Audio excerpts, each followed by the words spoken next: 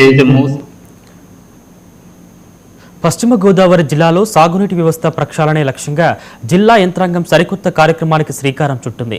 నీటి భద్రత, సాగునీటి సంఘాల బాధ్యత పేరుతో 100 రోజుల భారీ కార్యాచరణకు జిల్లా కలెక్టర్ చెదలవాడ నాగరాణి ప్రారంభించారు.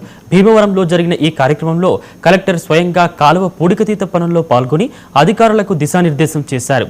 జిల్లా వ్యాప్తంగా సాగునీటి కాలువలు, చెరువుల పునరుద్ధరణకు కలెక్టర్ సమరశంఖం పూరించారు. భీమవరం ఈస్టర్న్ కెనాల్ వద్ద ప్రత్యేక పూజలు నిర్వహించి పూడికతీత పనులను ప్రారంభించారు.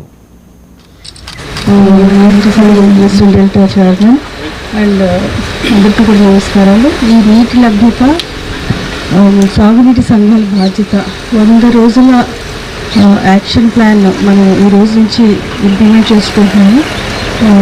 గౌరవ సీఎం గారికి మన భూగర్భ జలాలు లెవెల్ వాటర్స్ని అంటే వాటర్ కన్జర్వేషన్ వర్క్స్ ఇవన్నీ చేయడం అనేది ఎప్పుడు కూడా చెప్తూ ఉంటారు.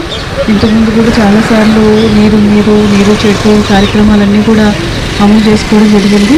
అయితే ఇప్పుడు మరింత డీటెయిల్డ్గా భూగర్భ జలాలు పెంచాలి, తర్వాత సాయిల్ మాయిశ్చర్. జిల్లాధికారులకి అందరికీ నమస్కారం. మీ అందరికీ తెలుసు, హానరబుల్ సీఎం గారి వెరీ ఇంపార్టెంట్ కాన్సెప్ట్. ఆయన ఎప్పుడు కూడా water conservation and water security in fact చెప్పాలంటే ఎక్కువ ప్రెస్టీజియస్గా తీసుకొని ప్రజలందరినీ ఇన్వాల్వ్ చేస్తూ మన రాష్ట్రంలో నీటి యొక్క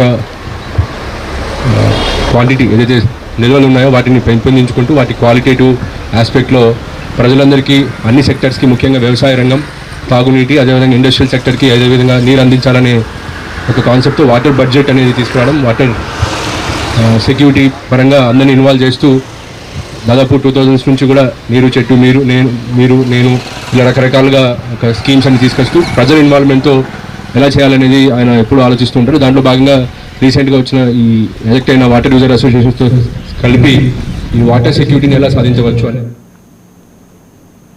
ఏలూరు జిల్లాలో